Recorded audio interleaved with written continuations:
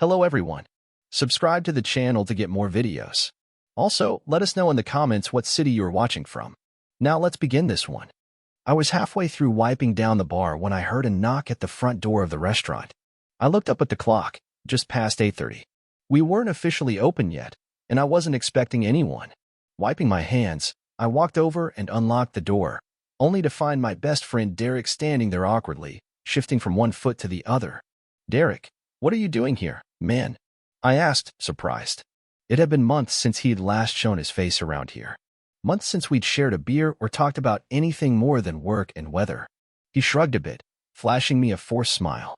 "Hey, Ray, just thought I'd drop by. Haven't seen you in a while." "Come on in," I said, stepping aside. Something about his posture set off a strange feeling in my gut.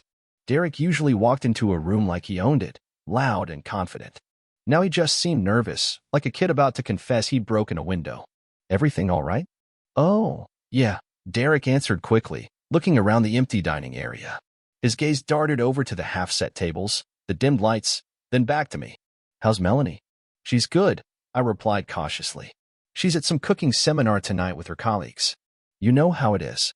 The restaurant opening is coming up fast, and she's stressed." "Cooking seminar? Huh?" Derek nodded slowly, staring down at the floor. "Yeah, sure. Cool." There was a weird silence between us. I motioned for him to sit at one of the tables, and he hesitated, finally pulling out a chair. He sat down heavily, and I took the seat across from him, watching him closely. "You sure you're good?" I pressed again. Derek had never been good at hiding things, especially from me. He shook his head and laughed, but the laugh didn't reach his eyes. "I'm fine, man. Just a little tired. Work's been crazy, you know." "Yeah," I said slowly. "I know how that goes." Derek tapped his fingers nervously on the table. His eyes kept flickering around the room as though he expected someone else to appear at any second. "You sure Melanie's just out with her colleagues tonight?" he asked suddenly, leaning forward a little. His voice was oddly tense. I frowned, instantly feeling defensive. "What are you getting at, Derek?" "Of course she's out with her coworkers. I'm just checking, that's all," Derek said, holding up his hands defensively. She seemed distracted last time I saw her." "Distracted?" I repeated. My gut clenched again, the nagging suspicion starting to form. Derek hadn't seen Melanie in weeks. Why was he bringing this up now? "She's stressed," like I said. "Restaurant openings aren't exactly relaxing, right?" Derek murmured, looking away. He rubbed his hands together like he was cold, even though the room was warm. "Guess that's it." The silence stretched out again, uncomfortable and thick. Derek stayed longer than I expected, lingering over small talk that went nowhere, his eyes never quite meeting mine when Melanie's name came up again. Every time he asked about her, it felt forced, like he was probing for information but couldn't figure out how to say it outright. Eventually, he stood abruptly. "I should go," he muttered, stuffing his hands in his pockets. "Sorry for barging in." "No worries," I replied, standing with him. My gut was churning, and it felt like my insides were twisted in knots. "See you soon." "Yeah," Derek answered distractedly. He gave me a quick nod and slipped out the door before I could say anything else. That night, I waited up, the house quiet around me. Melanie got home late, almost midnight.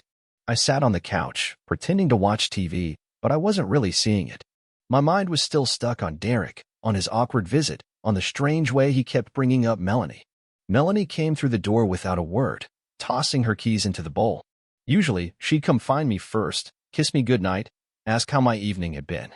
Tonight, she barely glanced in my direction. "You're home late," I said, trying to sound casual.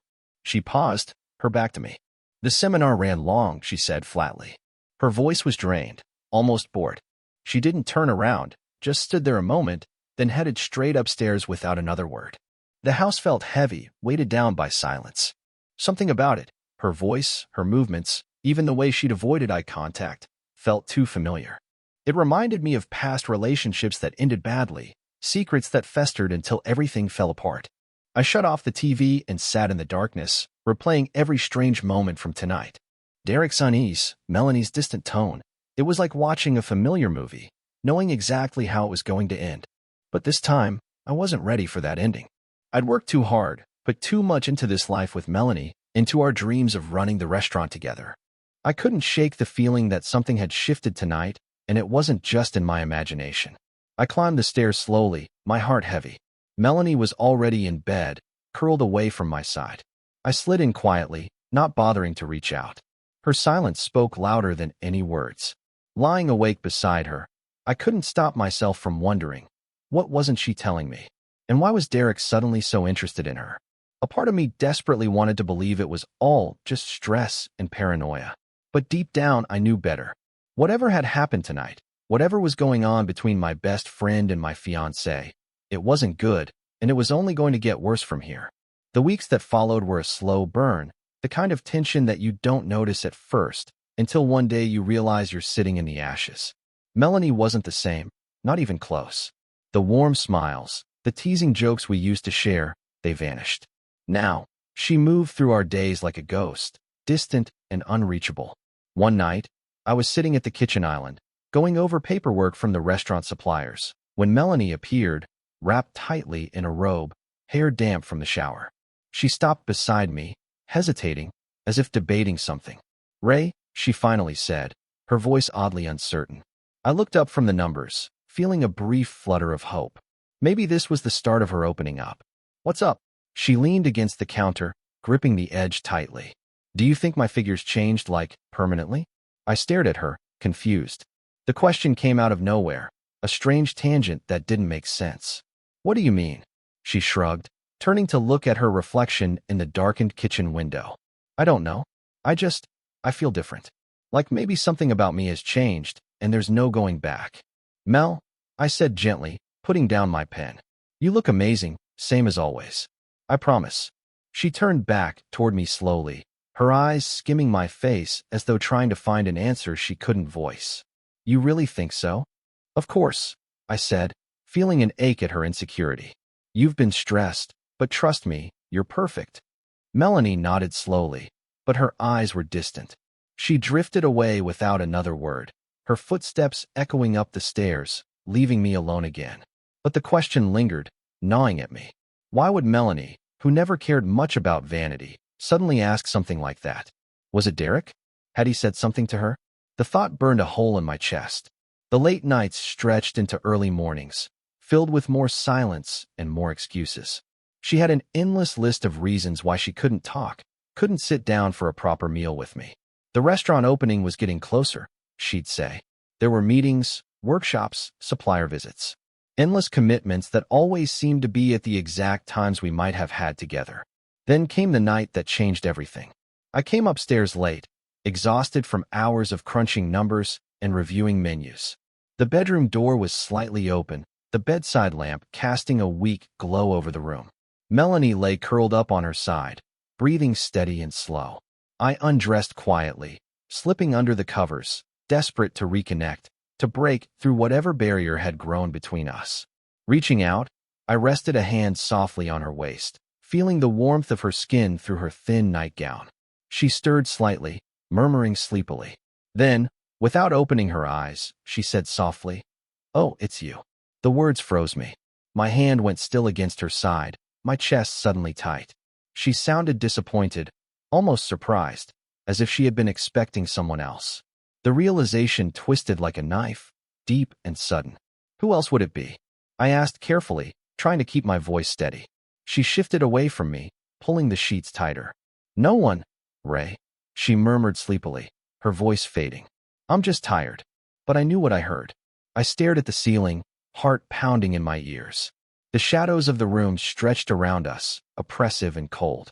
In that moment, old insecurities I'd buried beneath years of confidence and determination came roaring back.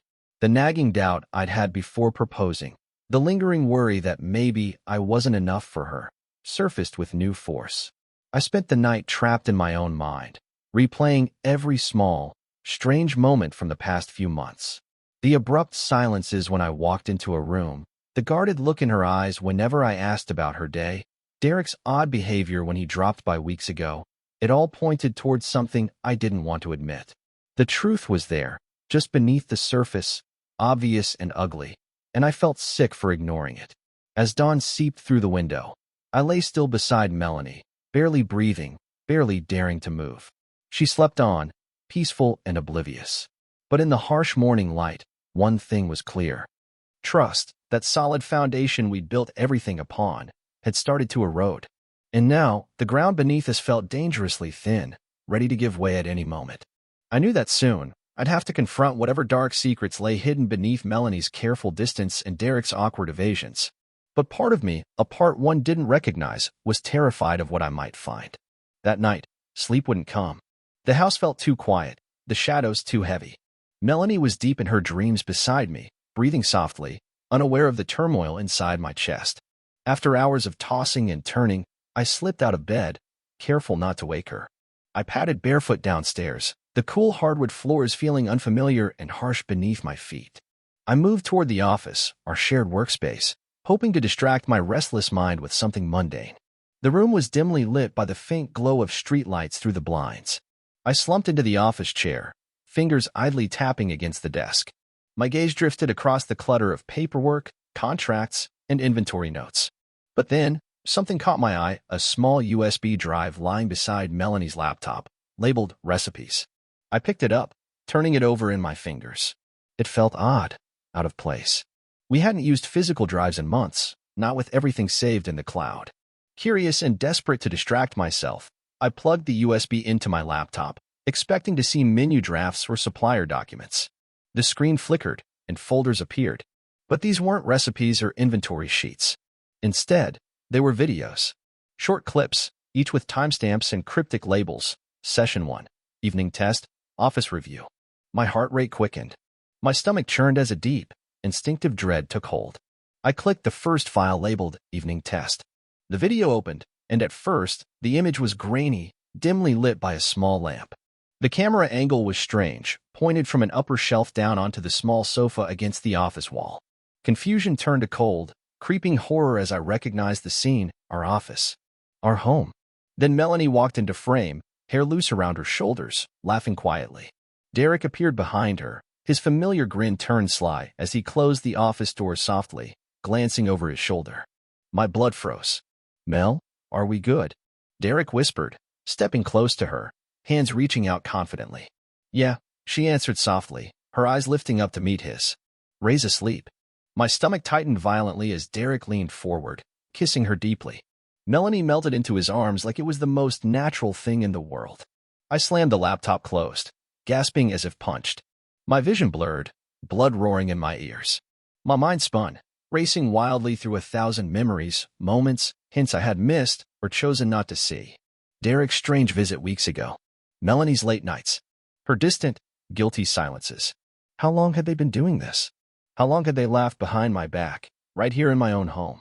My hand shook uncontrollably, fury and pain mixing in my chest, a toxic storm that threatened to consume me. The betrayal was physical, visceral, and I felt sick. Suddenly, from upstairs, Melanie's phone rang loudly, cutting through the silence like a blade. I jumped to my feet, heart pounding. Why was someone calling her at this hour? I moved fast, taking the stairs 2 at a time, reaching the bedroom doorway just as Melanie shot upright in bed, fumbling for her phone in panic. She didn't see me standing there as she stared at the screen, eyes wide, breath ragged. Her fingers were trembling as she frantically tried to silence it. I closed the distance between us quickly, driven by an anger colder than I'd ever felt. Before she could react, I snatched the phone from her shaking hands. She gasped sharply, reaching for me. "Ray, give that back." I glanced at the caller ID. "Derek." "Of course," I hissed, glaring at her. "Couldn't go one night without your little secret?" She froze, eyes widening in shock, her face pale as the reality set in. "Ray," she whispered, voice breaking, "let me explain." I shook my head slowly, bitterness burning like acid. "No, Melanie. You've explained enough." I pressed answer, putting it on speaker. Derek's voice came, frantic, tense, immediately confirming everything. "Mel, are you okay? Why aren't you answering?" "Ray, does he suspect anything?" "Yeah," I said icily, my voice clear, hard. "He definitely suspects something." The line went deadly quiet. I heard Derek's breathing quicken. "Ray, look, man, it's not—" I cut him off, voice cold. "Not what?" "Not what it looks like. Because it looks exactly like my fiancée and my best friend betraying me." Silence, heavy and crushing. "Ray," Melanie started again, eyes pleading, desperate. "I never wanted—" "Don't," I snapped sharply. "You don't get to talk your way out of this. You don't get to spin this." I took a deep breath, steadying myself as a strange, icy calm washed over me. "Tell Derek something for me, Mel," I said quietly, voice low and dangerous. She hesitated, fear flashing in her eyes. "What?" "Tell him," I continued coldly, "that I'll see him soon, and he won't like how it ends." I ended the call, tossing the phone onto the bed beside her.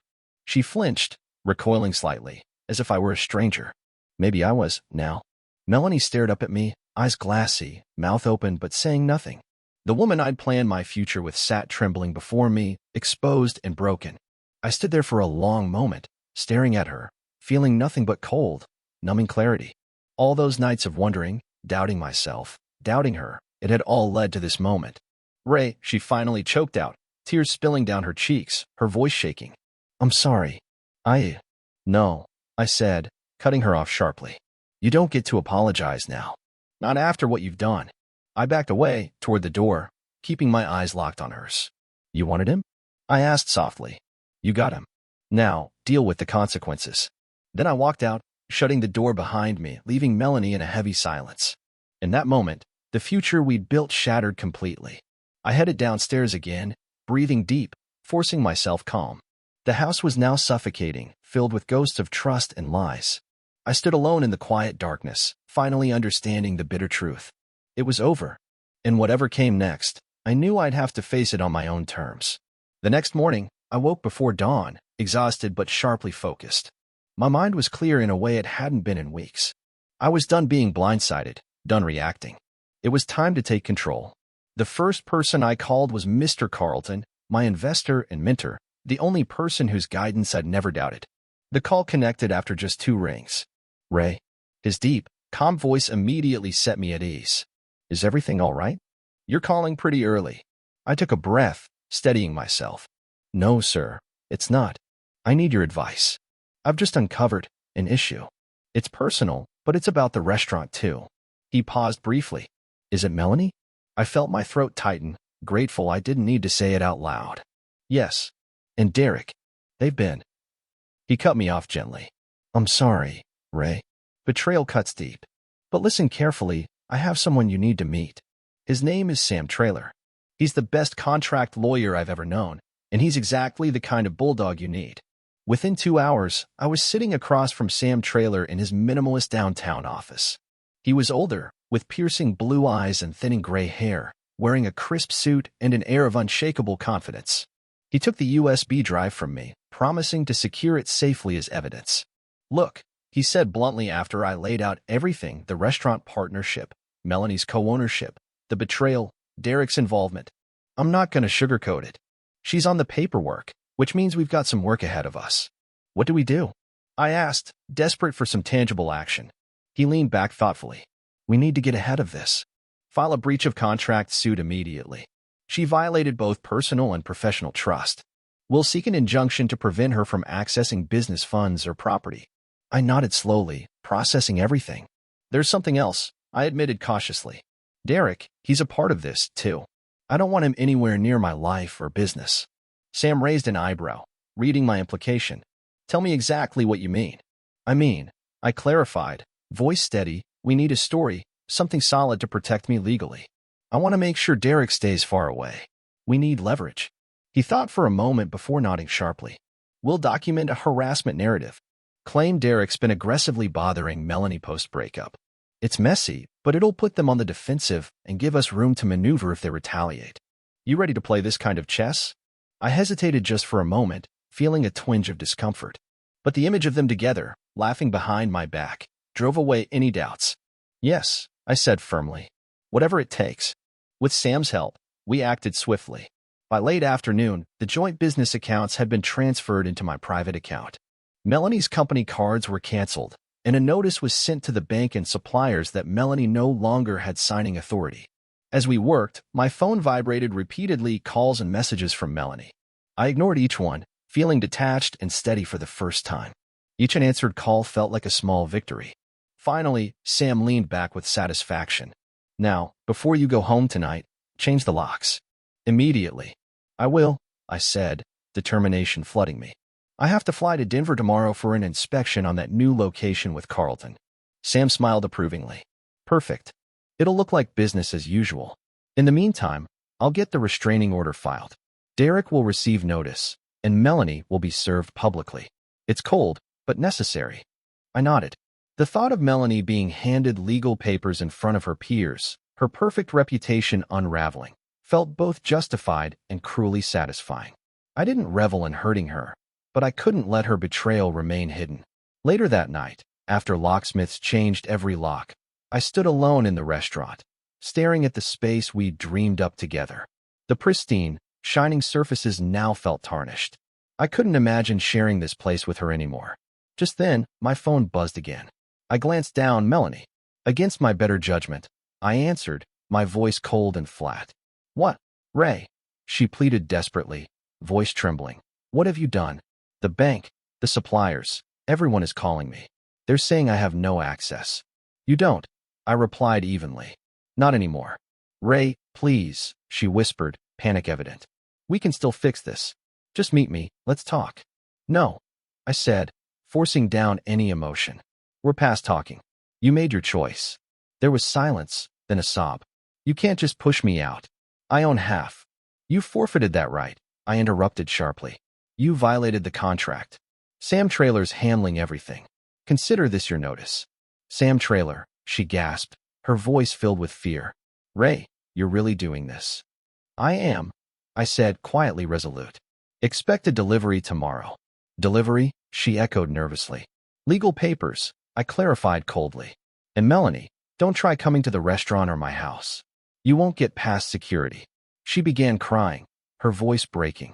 Ray, I hung up, ending the call, and let out a slow breath. I didn't enjoy hurting her, but this was the necessary step toward reclaiming my life. She had set the stage. I was just rewriting the ending. I turned off the lights and locked the doors, stepping out into the cool evening. As I walked away from what we'd built, I felt surprisingly calm, ready for whatever came next. The next morning, I boarded my flight to Denver, laptop and phone full of messages from the bank and lawyers. I didn't look back, not at my past, not at Melanie, not at Derek. As the plane took off, I watched the ground drop away beneath me. There was pain, sure, but there was also freedom. For the first time in a long while, I was exactly where I needed to be, in control. Denver welcomed me with clear skies and a biting chill that felt oddly refreshing, a stark contrast to the emotional chaos I'd left behind. I stepped off the plane with a clarity that I hadn't felt in years. For the first time in ages, I felt firmly in control. The restaurant inspection went smoothly. Mr. Carlton met me at the location, a sleek new space in a trendy area, surrounded by galleries and boutiques. The moment he saw me, he shook my hand firmly, eyes filled with quiet understanding. Ray, glad you're here, he said warmly. Let's walk through and see if this place has what it takes. We toured the restaurant carefully, going over everything from kitchen layout to dining aesthetics. I moved methodically, calmly pointing out what needed adjustment and what worked well. Carlton watched closely, occasionally offering advice, but mostly he observed, seeming impressed by my quiet determination.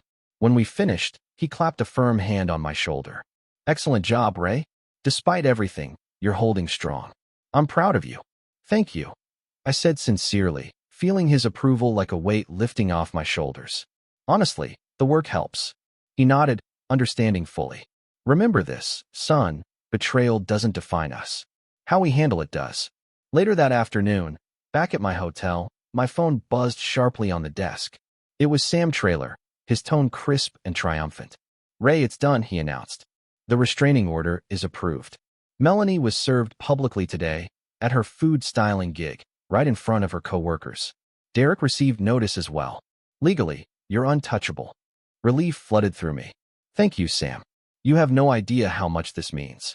I have some idea, he said wryly. Just keep your head down, focus on your business, and leave the legal battles to me.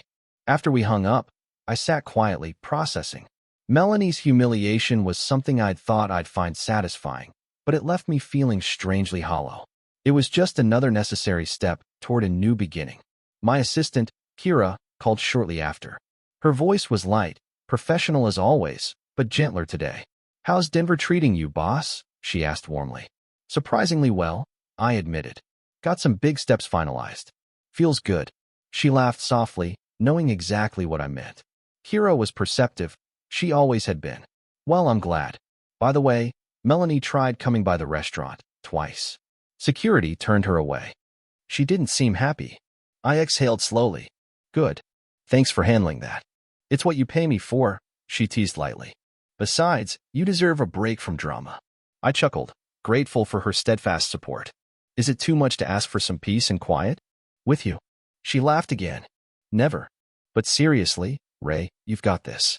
And you have people in your corner, remember that. I do, I replied quietly. Thanks, Kira. That night, I found myself strolling through the streets of Denver alone. The air was crisp, scented with pine and distant wood smoke, the city lights glowing warmly against the cool night. Each step felt purposeful, like I was moving towards something important, something new. When I got back to my hotel, I realized something strange. Despite the exhaustion, despite the deep hurt still lingering beneath the surface, I felt good. Better than I had in months, maybe years. The next morning, returning home, I stepped into the restaurant feeling different, stronger, clearer. Kira was waiting, standing near the bar, arms folded, an amused smile on her face. Welcome back, she greeted warmly. Did Denver reset your soul? I laughed, genuinely, for the first time in days. Feels that way. She tilted her head, studying me with gentle scrutiny. It's good to see you smiling again. I was worried we'd lost the Ray we know. I shrugged, suddenly serious. Maybe you did, for a little while. But I think I found my way back. She gave a slight nod, I sparkling mischievously. Well, whatever happened out there, it suits you. Keep it up. The day went on smoothly. Melanie was kept away by security, and Derek hadn't even tried coming near. With Sam's meticulous planning, my business was safe and sound. As I moved through meetings, signed off on menus, and reviewed inventory orders, the weight of betrayal seemed to lift bit by bit. At closing time, Kira lingered behind as I locked up, helping tidy the bar area. She watched me thoughtfully. You know, she began softly, stacking glasses, I'm proud of you. You've shown strength through all this chaos. I glanced at her, grateful for her words. I don't know if it's strength or just stubbornness. She smiled gently. Maybe both. Either way, it's working. I laughed quietly. I'll take it. We stood there for a moment, quiet, comfortable. Finally, she leaned against the bar, arms crossed, a playful smirk forming. You know, the gossip around here is fascinating, she teased lightly. You've become quite the dramatic figure, business tycoon wronged by the wicked ex and his best friend. It's practically Shakespearean. I rolled my eyes, chuckling. That bad, huh? Epic, she assured me, grinning. But seriously, Ray, you're handling this well. Everyone sees that. Thanks, Kira, I said quietly. Couldn't have done it without you. She nudged me gently. I know. I laughed again, feeling genuinely lighter. As we finished closing, I looked around the restaurant, the space now clean and quiet. It felt different, reclaimed. No longer tainted by betrayal or hidden deceit. Kira gathered her things, pausing briefly at the door.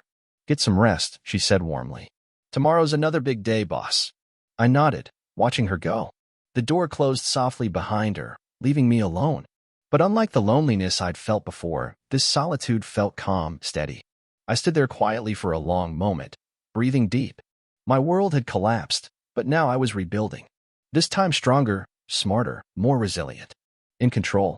Stepping outside, I locked the restaurant door securely. Tomorrow would bring new challenges, new obstacles, but tonight, I felt only peace. And for now, that was enough. The days that followed settled into a comfortable rhythm. Business was strong, my confidence returning day by day. Melanie was now a fading shadow, Derek a distant echo. It wasn't painless, but each step felt more sure-footed, more my own. On a quiet Friday afternoon, Kira knocked gently on my office door. I looked up from a stack of paperwork, raising an eyebrow in question. Hey Ray, she began, leaning casually against the doorframe, smiling slightly. Got time for a late lunch? There's something I'd like your input on. I hesitated, glancing at the documents piled up on my desk, then back at her inviting expression. A break sounded good, and truthfully, her easy company was a welcome distraction. Sure, I agreed, pushing away from the desk. Lead the way. We walked to a small cafe a few blocks from the restaurant, a cozy place with secluded booths that offered privacy. Settling across from me, Kira studied the menu briefly, then closed it, folding her hands calmly on the table. So, what's this about? I asked curiously, noting her relaxed posture and slightly playful smirk. Work stuff. She shook her head slowly, eyes sparkling. Not exactly. I wanted your advice, but, well, mostly I thought you could use the break. Fair enough, I said, chuckling. But I'm intrigued. She reached into her purse, pulling out a small slip of paper and sliding it across the table. Consider this a morale booster. Curious, I unfolded the note. It was a handwritten list of names, familiar ones. Female friends, colleagues, even regular customers from the restaurant. I frowned slightly, puzzled. What's this? Her eyes glinted mischievously. A list of women who've expressed, shall we say, interest since word got out about your breakup. I laughed, startled, shaking my head. You're joking. She tilted her head, mock serious. Absolutely not. It's been fascinating, actually. You've become quite the catch around here. I scanned the names again, amused, then looked up. Funny, I teased gently. I don't see your name anywhere on this list. Her smile faltered slightly, eyes flickering with something unreadable.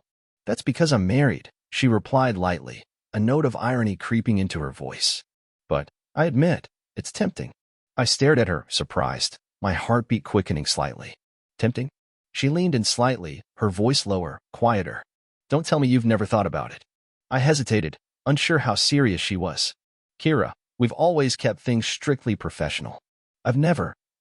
Exactly, she interrupted softly, eyes locked with mine. And maybe that's part of the appeal. We're friends, we trust each other, and we both know where things stand. No strings attached. I swallowed, my throat dry. She'd always been attractive, always confident, always there, loyal and supportive. But crossing that line? Kira, I began cautiously, are you sure? I'm sure, she said quietly, her gaze steady. Honestly, I've watched you go through hell lately, and if anyone deserves some uncomplicated comfort, it's you. I leaned back, studying her closely, weighing the consequences. What about your husband? Her smile turned brittle, but she shrugged lightly.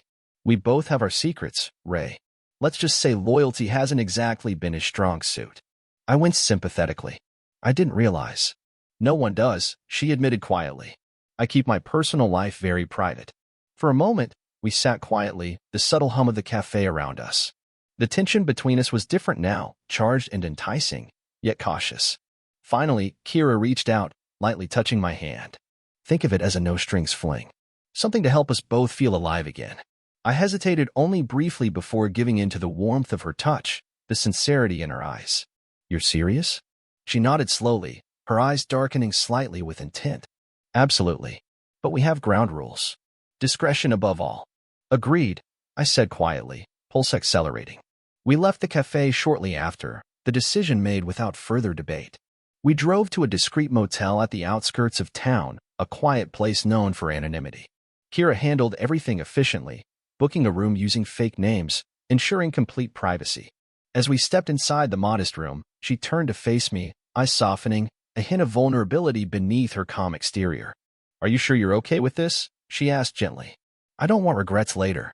I reached out, lightly brushing a strand of hair from her face. I trust you. And you're right, I need this. Her gaze softened further, voice gentle. Then let me help. The tension finally broke as she stepped closer, her hands sliding around my neck. Our lips met softly at first, then deeper, urgency building steadily between us. And for the first time in months, I felt truly alive, unburdened, free from the ghost of betrayal. Kira's embrace was warm, comforting, yet entirely new. We lost ourselves briefly, forgetting past hurts, future uncertainties, everything but each other and the moment we shared. Afterward, we lay quietly side by side, the room comfortably dim. Kira glanced at me, her expression relaxed, sincere. No regrets, she whispered softly, lightly tracing a finger along my arm. I shook my head slowly, smiling gently. None. Actually, thank you. She laughed softly, eyes glinting warmly. My pleasure. Literally. We both chuckled, the comfortable silence settling once more. But gradually, the reality of our situation seeped back in.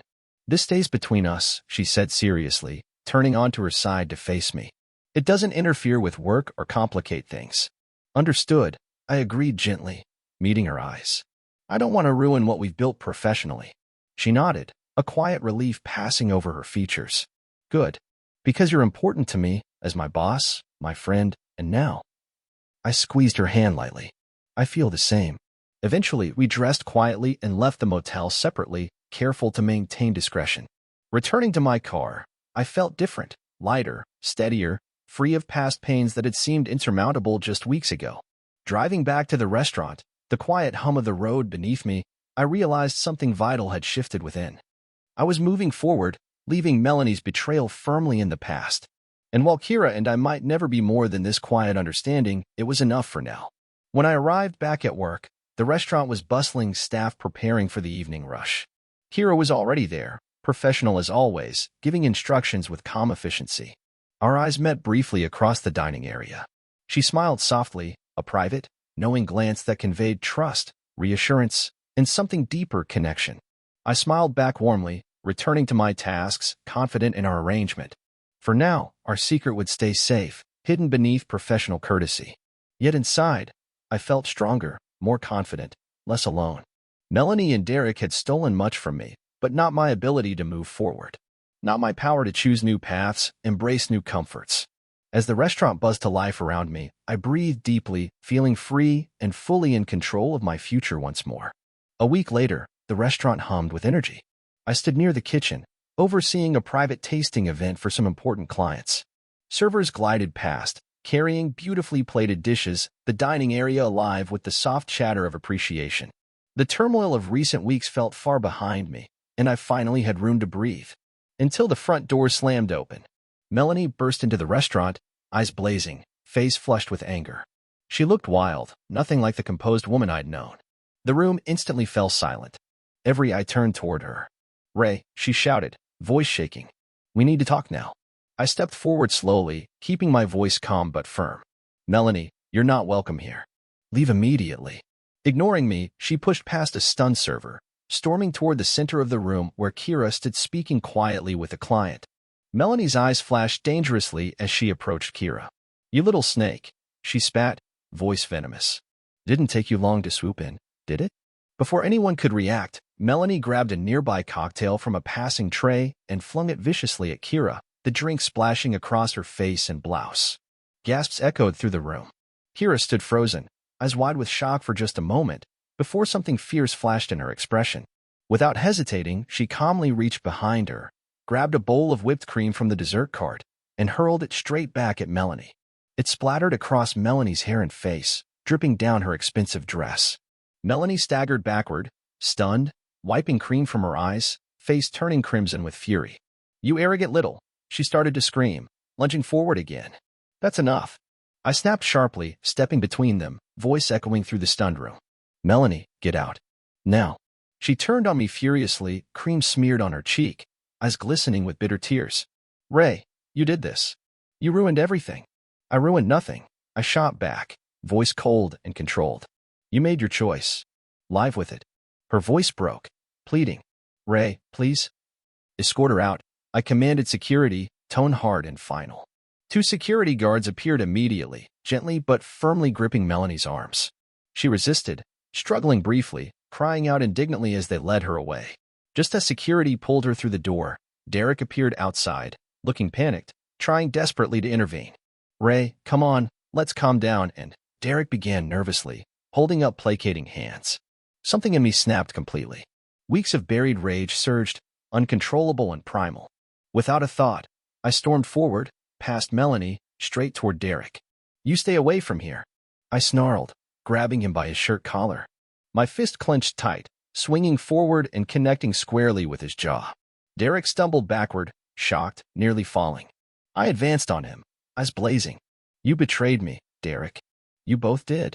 Don't ever come near me or my business again." Derek stared up at me from the sidewalk, wide-eyed, hand pressed against his reddened jaw. He scrambled backward, then turned and fled toward the parking lot without another word.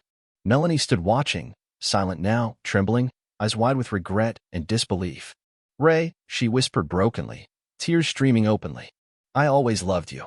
"No," I replied bitterly, voice harsh. "You don't know what love means." She sobbed softly, then turned slowly away, walking numbly toward her car. I stood outside for a long moment, breathing raggedly, adrenaline pulsing through me. Slowly, the reality of what had just happened sank in. The stunned clients, the shocked staff, all had witnessed this humiliating, public spectacle. I exhaled deeply, trying to compose myself, before stepping back inside. The restaurant was eerily quiet, everyone staring at me uncertainly. My apologies, I announced clearly, forcing steadiness into my voice. We'll be rescheduling this event for another time. Today's incident was unfortunate and unacceptable. Slowly, guests murmured understandingly, gathering their belongings, still exchanging shocked whispers. My staff moved quickly, helping guide people toward the exit. Kira approached quietly, dabbing a towel on her blouse, looking concerned but resolute. You okay? I asked softly, remorse heavy in my voice. I'm sorry, Kira. She gave a gentle, reassuring smile. It's not your fault. It needed to happen eventually. I shook my head, sighing heavily. Not like this. Maybe, she admitted softly. I steady. But sometimes things need to break before they can finally heal. I nodded quietly, grateful for her calm support. Thanks for standing your ground. She laughed lightly, eyes sparkling mischievously despite the mess. Honestly, that part felt pretty good. We stood together, silent for a moment, absorbing the chaos of the moment, until the restaurant was empty and quiet once more. Later that evening, alone in my office, I slumped wearily into my chair, replaying the humiliating scene in my mind. The public confrontation, the bitter words, the violence, it all felt surreal, ugly, unavoidable. A knock interrupted my thoughts. Kira stepped inside cautiously, freshly cleaned up, expression gentle and concerned.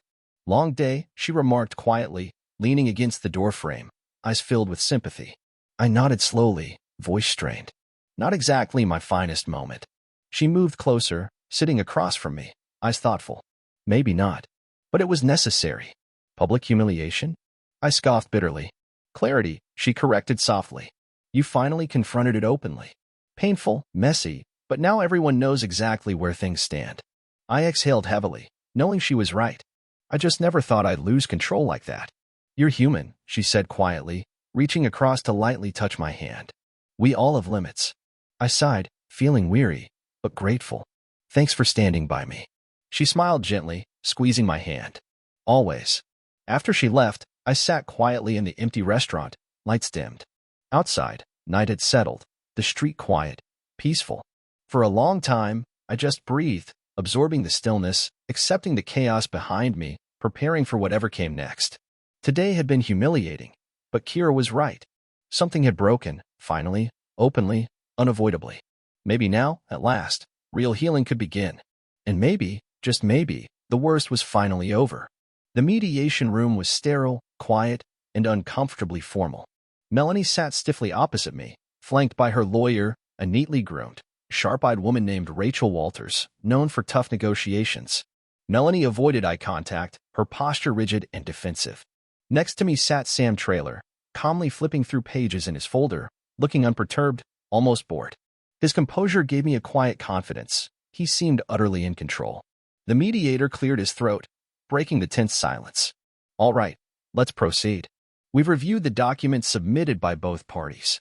Miss Thompson, he nodded toward Melanie, you're disputing allegations of breach of contract and contesting the terms proposed by Mr. Adams. Melanie's lawyer leaned forward, coolly confident. Correct. These accusations of infidelity impacting business interests are entirely unfounded. We strongly deny any wrongdoing that would breach contractual obligations.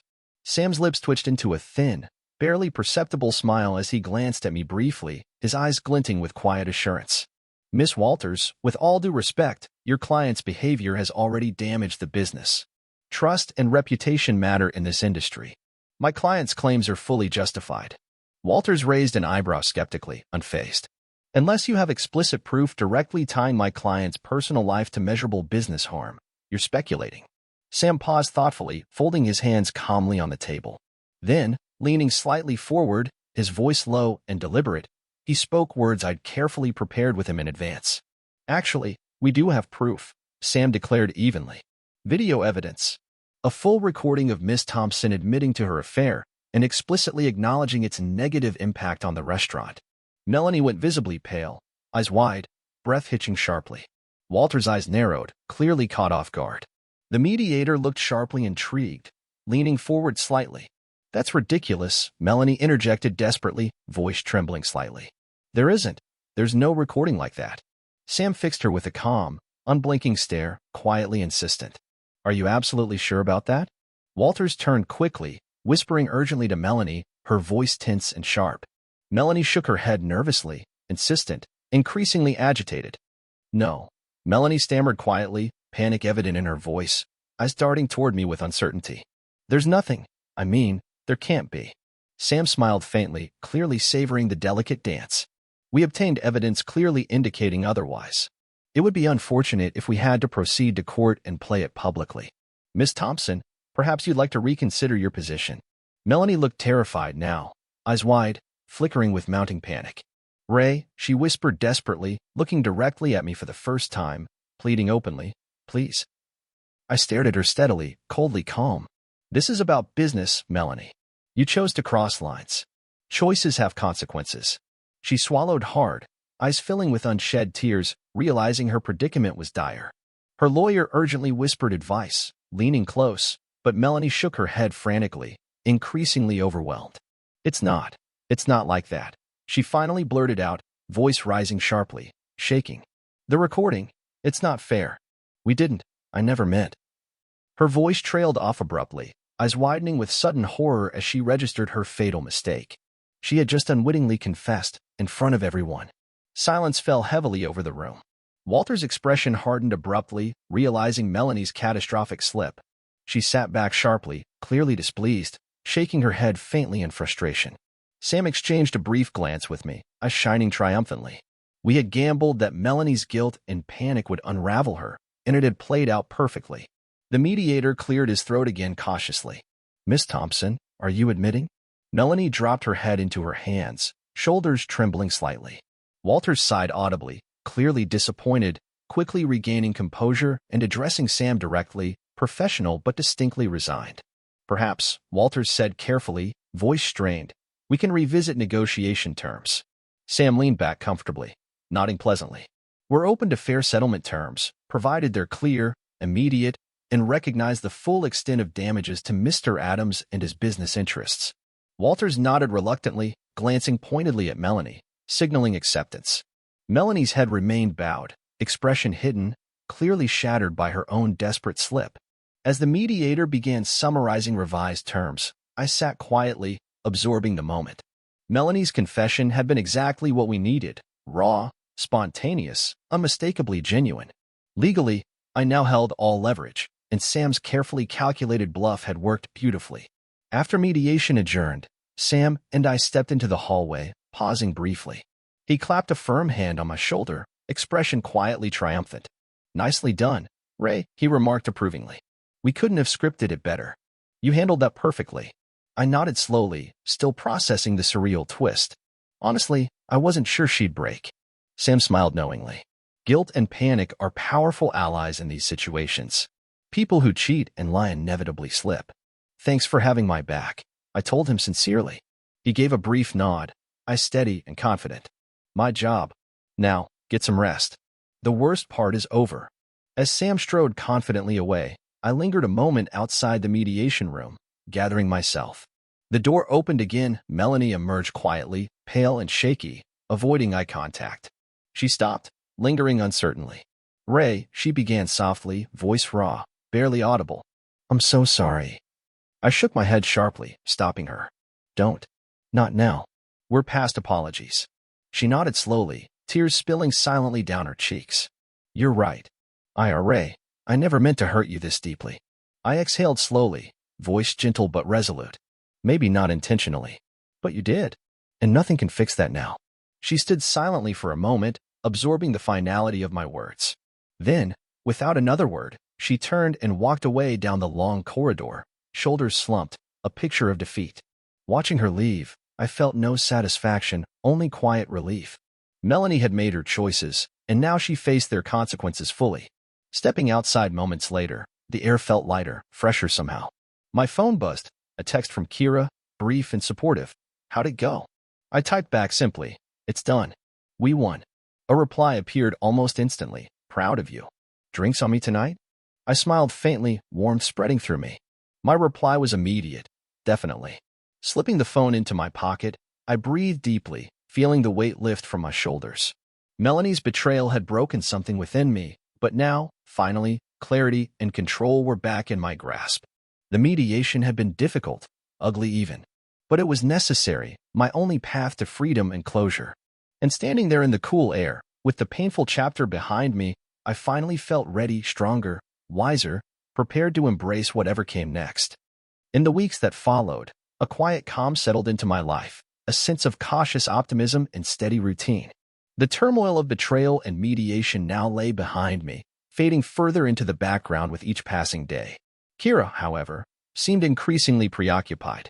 She remained professional and efficient, but something was clearly weighing heavily on her mind.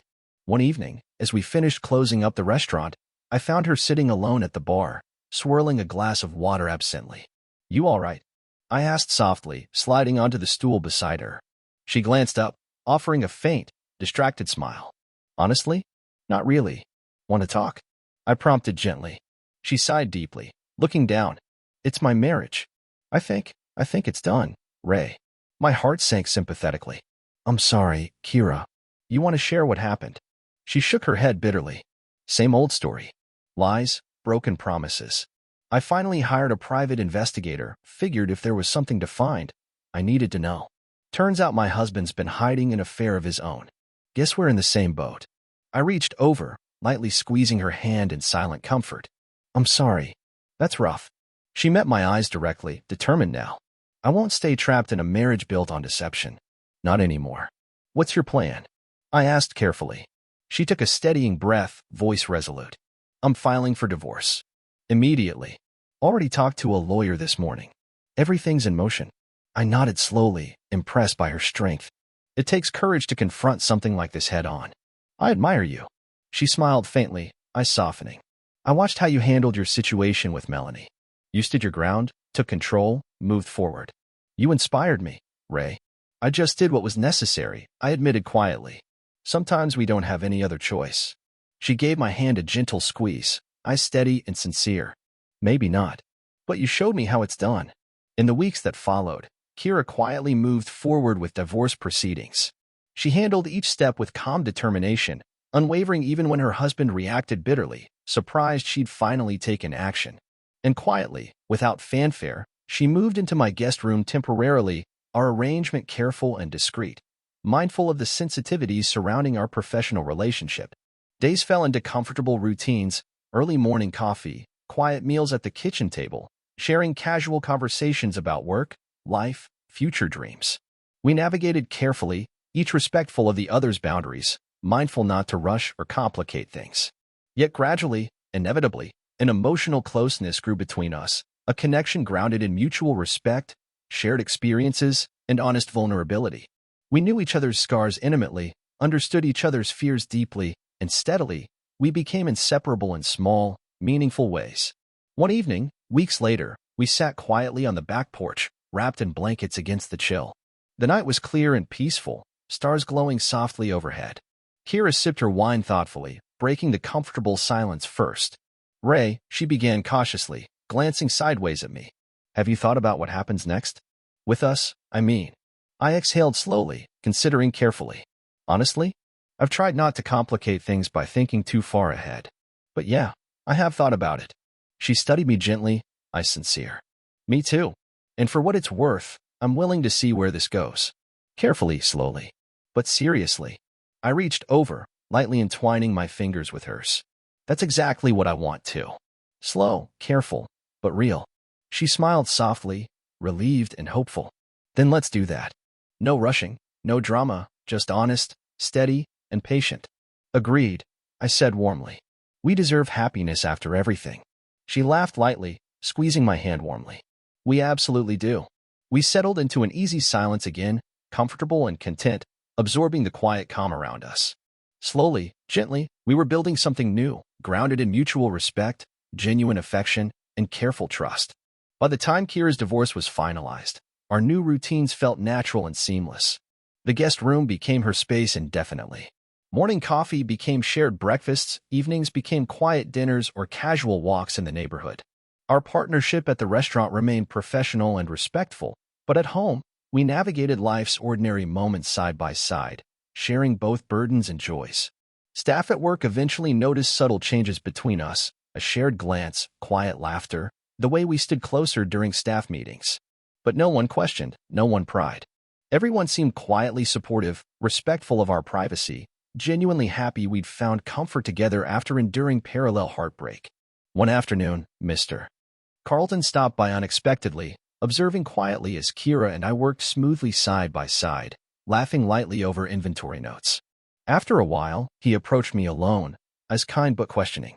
"You two seem happy," he observed gently, voice carefully neutral. I hesitated slightly, cautious. "We're taking things slow. Carefully." He nodded thoughtfully, offering an approving smile. "Good. Happiness, especially after everything you've both endured, is never something to take lightly. Treasure it." "I will," I said sincerely. "Believe me." He clapped a firm, supportive hand on my shoulder before leaving. "You deserve it, Ray. Both of you do." After closing that night, Kira lingered quietly at the bar, watching me thoughtfully as I finished paperwork. Eventually, she approached, leaning comfortably beside me, smiling softly. "Carlton knows, doesn't he?" she asked knowingly. I nodded slowly, meeting her eyes directly. "Yeah, and he's happy for us." She relaxed slightly, clearly relieved. "Good. I'd hate for him, or anyone, to think we were reckless or careless about this." I reached for her hand, gently reassuring. "We've been anything but reckless, Kira. Careful, respectful, that's us." She smiled warmly, eyes gentle and content. "True, and I wouldn't have it any other way." That night, driving home together in comfortable silence, I felt a deep, steady gratitude for Kira's presence beside me, for our careful honesty, and for the future we'd cautiously begun building. After all the betrayal and pain, genuine peace and connection had quietly arrived, unassuming yet profound. Later, sitting side by side on our porch, Kira leaned gently against my shoulder, gazing thoughtfully into the quiet night. "Ray," she said softly, breaking the silence again. "Yeah," I answered gently. She squeezed my hand warmly, her voice steady and sincere. "Thanks for being here for everything. It means more than you know." I smiled, feeling genuinely at peace. "Same to you, Kira. I honestly couldn't imagine going through all this without you." She sighed contentedly, settling comfortably beside me, both of us quietly appreciating the stillness, the gentle calm, the unspoken promise of whatever might come next. We'd both lost much, endured betrayal, heartbreak, and humiliation, but together, we'd emerged stronger, wiser, more deeply connected. Two parallel paths, each marked by pain, now converging quietly, comfortably, towards something hopeful, steady, and entirely new. And for now, sitting side by side beneath the stars, that quiet promise felt like more than enough. Life had an odd way of coming full circle. Melanie's marriage to Derek was the kind of sudden, impulsive event that caught everyone off guard, but surprised no one who truly knew them. I only heard about it through mutual friends and hushed whispers at the restaurant. Rumors flew fast, but faded just as quickly. Not even 6 months later, their rushed union collapsed spectacularly. Derek's infidelity surfaced with painful irony, Melanie becoming the betrayed this time. The poetic justice wasn't lost on me, though I felt no joy in their downfall, just a sense of closure. My life with Kira settled into a comforting, genuine rhythm. Months passed, marked by quiet mornings, busy evenings at the restaurant, shared dreams, and cautious steps forward. We spoke openly about our scars, laughed about our past mistakes, and slowly, our cautious arrangement became something deeper, more honest. One evening, exactly a year after Melanie's dramatic exit from my life, Kira and I took a trip to Sonoma Valley, a peaceful weekend away from work and stress. We spent days exploring vineyards, sipping wine, savoring the calm beauty around us. On our final night, beneath a star-drenched sky, standing alone in the quiet vineyard, I turned to Kira, heart beating steadily, certain and ready. Gently, I took her hand, guiding her beneath the gentle glow of string lights. "Kira," I began quietly, voice steady despite the nerves tingling at my fingertips. "We've both seen betrayal and heartbreak. We know loss intimately, but we've also found something honest and real together." Her eyes widened slightly, a slow, beautiful smile spreading across her face, hopeful and gentle. "Ray, what are you doing?" I knelt slowly, carefully, holding her gaze with sincerity and vulnerability. From my pocket, I withdrew a small velvet box, opening it to reveal a simple, elegant ring.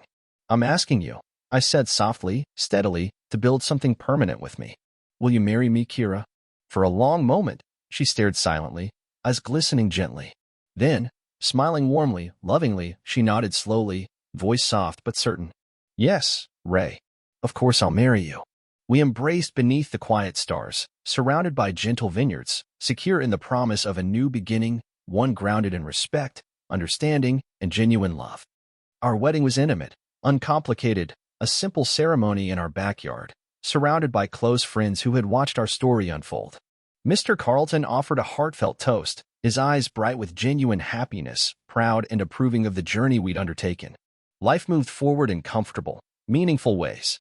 The restaurant thrived, growing beyond anything I'd imagined. Together, Kira and I built something steady and honest, partnership at work, companionship at home, friendship underlying everything. Nearly 2 years after marrying Kira, I found myself at a distant cousin's wedding, attending out of familial obligation more than anything else. The event was bustling, full of familiar faces and uncomfortable nostalgia. I was grabbing a drink at the bar when I heard a familiar voice behind me, hesitant yet unmistakable. Ray. I turned slowly, jaw tightening instinctively. Derek stood there, looking uncomfortable, older somehow, carrying visible regret. I studied him quietly, no anger left, just a calm, detached observation of someone whose betrayal once shattered me. Derek. He cleared his throat awkwardly. I didn't expect to see you here. Likewise, I replied evenly, sipping my drink casually. Heard about you and Melanie. I'd say sorry it didn't work out, but, well, he winced visibly, clearly uncomfortable, remorse evident in his eyes. I deserve that. Listen, Ray, I owe you an apology. A real one. I regarded him calmly, patiently. Go on. He exhaled heavily, voice sincere. I messed up, Ray. Badly. Betrayed our friendship. Ruined something good. You didn't deserve that. I'm truly sorry. I watched him carefully for a long moment. Finally, feeling no bitterness, no lingering resentment, I nodded slowly. I appreciate that, Derek. I've moved on, so should you. He nodded faintly, shoulders relaxing slightly. Thanks for hearing me out. I stepped forward, offering my hand steadily. Surprised but relieved, he shook it firmly, a quiet, dignified closure. As he turned away, something unexpected sparked inside me, a promise I'd made myself long ago, a final reckoning left unfinished. On impulse, I tapped his shoulder gently, turning him back to face me again. One more thing, I said evenly, voice quiet but firm. He looked back, puzzled, and before he could react, I swung swiftly, my fist connecting firmly with his jaw, sending him stumbling backward, dazed and shocked. People nearby turned sharply, whispering in surprise, but I felt nothing but calm, steady certainty. Derek straightened slowly, rubbing his jaw, a faint, resigned smile forming despite himself. I suppose I deserve that too, he admitted ruefully. I offered a faint smile, voice quiet. Now we're even. He nodded, eyes flickering with quiet respect. Take care of yourself, Ray. You too, Derek, I replied sincerely. He turned away slowly, disappearing into the crowd. Watching him go, I felt no lingering anger, just quiet peace. A final chapter, fully closed. That evening, returning home to Kira waiting quietly on our porch, I felt only contentment. She smiled warmly, greeting me gently. You look peaceful, she observed softly, embracing me gently. I kissed her warmly, grateful for the steady love she'd brought into my life. I am. Finally, we sat quietly beneath the stars, sipping wine in comfortable silence. My journey had been long, filled with betrayal, heartbreak, chaos, but in the end, I'd found genuine clarity and lasting peace. Beside me, Kira sat quietly, loyal, genuine, trustworthy, everything I'd never known I truly needed. You know, she said softly after a moment, leaning comfortably against me, for all we've both endured, we're incredibly fortunate. I smiled warmly, feeling genuine gratitude. We are. We gazed quietly at the stars, comfortable, content, understanding the depth of everything we'd survived together and everything waiting ahead. This was the life we'd patiently built, founded on mutual respect, steady trust, quiet love. Finally, after everything, I was home. Thank you for watching. Subscribe to the channel and share your opinion about this story in the comments.